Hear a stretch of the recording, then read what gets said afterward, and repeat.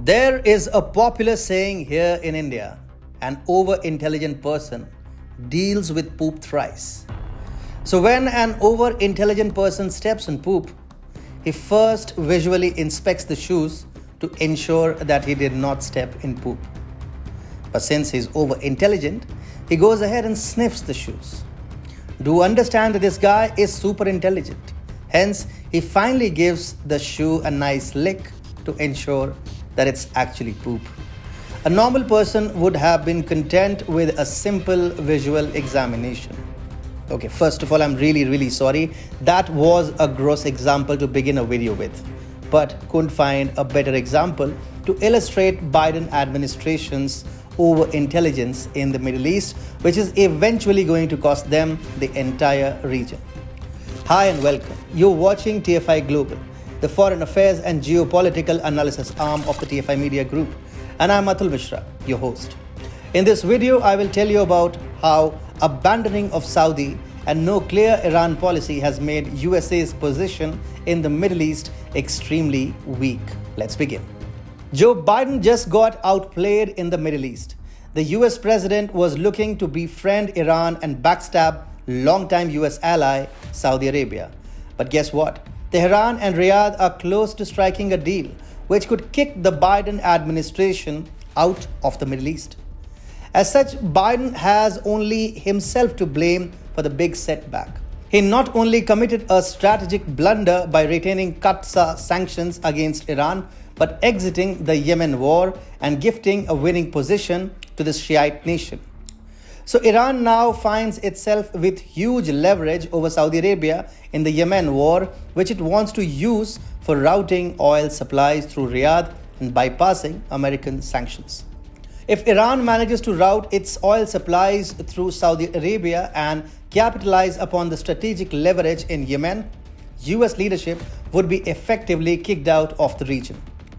This might be temporarily good for Iran and Saudi Arabia and ensure peace in the region, but American leadership in the Middle East would quite literally stand uprooted. In the process, American sanctions, which were actually blocking Iranian oil sales till now, also becomes useless. In fact, Middle East Eye has published a report according to which officials familiar with the ongoing Saudi-Iran talks in Baghdad have disclosed some crucial details. So here is how things have panned out between the two sides. Iran wants Saudi Arabia to sell its oil and circumvent US sanctions while cutting down on Houthi attacks against Saudi's oil facilities. The above proposal makes sense. Saudi Arabia and Iran share long-standing religious rivalry over the Sunni-Shia divide between Riyadh and Tehran. Till now, Saudi Arabia was happy to be a US ally. Former US President Donald Trump had gone as far as sanctioning the daylights out of Iran and helping Saudi Arabia fight the Yemen war against Iran-backed Houthi rebels. However, with Biden in the Oval Office, Riyadh realized that the incumbent US president wants to revive the Iran nuclear deal at the expense of the Arab world. He also relegated Saudi Arabia into a disadvantaged position by withdrawing from the Yemen war. Tehran, on the other hand, realized that it is being used as a pawn by the Biden administration as a part of its geopolitical manipulations in the Middle East. This is why Iran and Saudi Arabia started dialogue for the first time since 2016 at a neutral venue, Baghdad. As per the Middle East Eye, Iraqi sources present during a 4-hour-long conversation between Saudis and Iranians last week said that Yemen remains the most discussed topic between the two sides.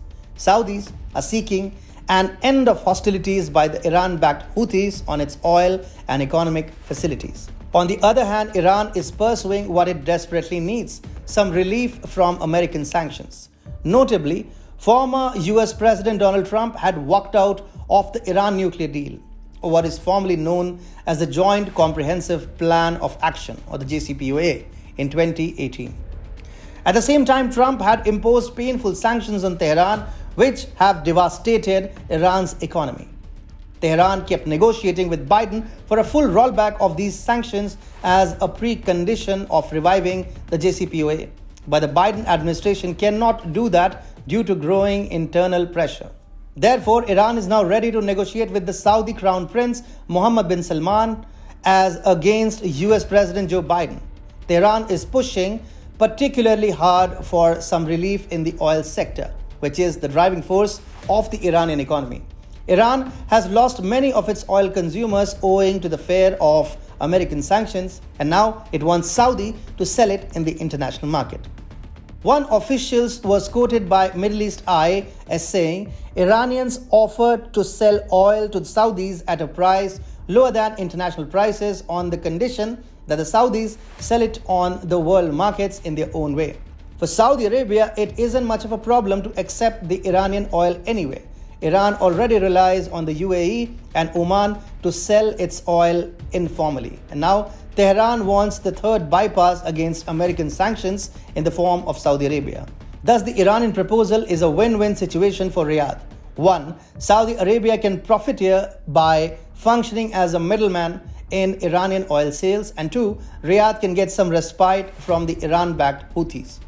Iran and Saudi Arabia have clearly found mutual benefit in negotiating a truce.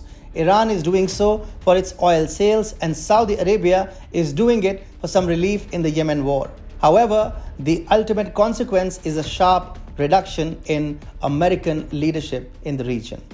Well, that's a nice lick to ensure that it's actually poop.